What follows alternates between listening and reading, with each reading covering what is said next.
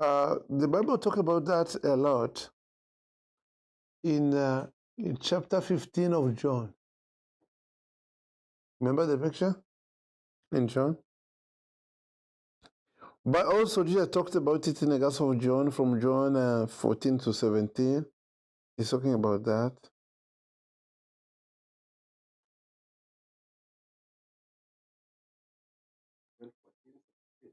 Yeah. So, but let's use that. Let's use two scriptures for this purpose. Kita, can you read John 15 from 1 to probably 12 or something? You will see it when that paragraph is over. I am the true vine, and my Father is the gardener.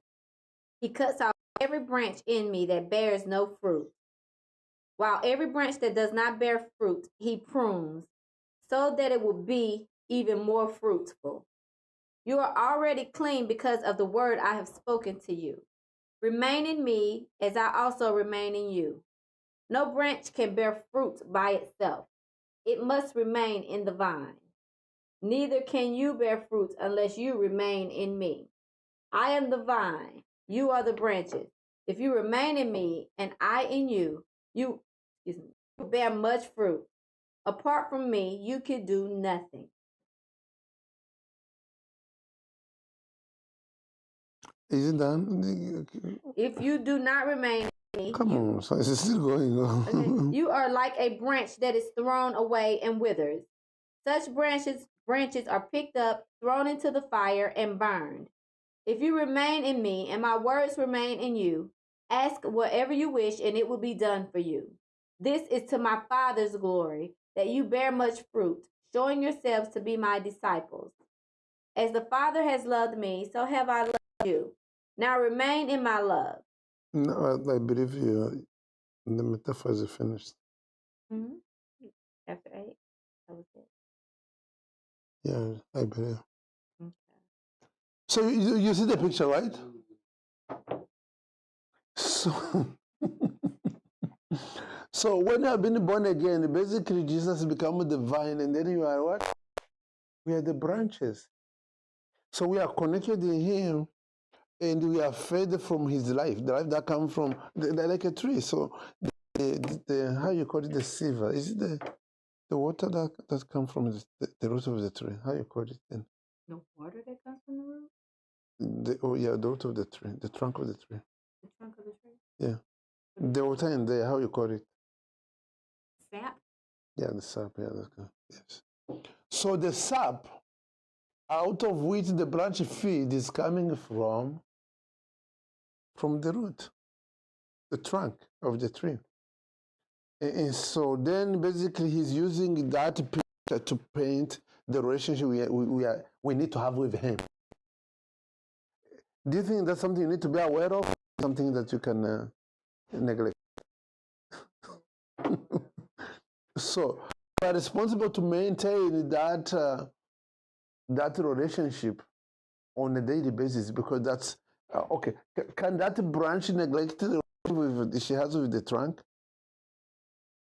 The branch? No. As a matter of fact, he said, he pruned some of them because, he want he want to bear more fruit, so he's gonna cut off, some of the branches that he see we don't have potential. He cut them off. He only the ones that have a potential to bear fruit. So of course, there's that idea of bearing fruit that's there. It's always there. So he has interest into this relationship because he's interested in having fruit. But then he's saying the way it's supposed to function, abide in me, remain in me, and also me I remain. So the way he remains in us as the branches, and if we remain in him, then we're going to have a perfect living. He says, apart from me, you can do nothing. That's the idea of the real deal. Are you saying this, James? What did I say? Apart from me, you can do nothing. So what does this suggest? I am the real deal. Apart from me, how can you be more clear? Is it clear? Apart from me, you can do nothing. And so it's written there, and the people don't get it.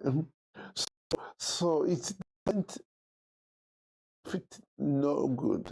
Go search for other things. And then here's this one.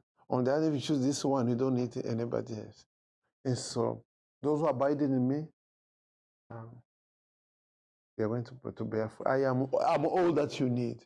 In the same way the branch all it needs is the trunk of the tree. In the same way, we need him. But also, the trunk of the tree needs a branch in order for him to bear fruit. We talked about this yesterday, like how you don't want to produce any fruit and you are the branch.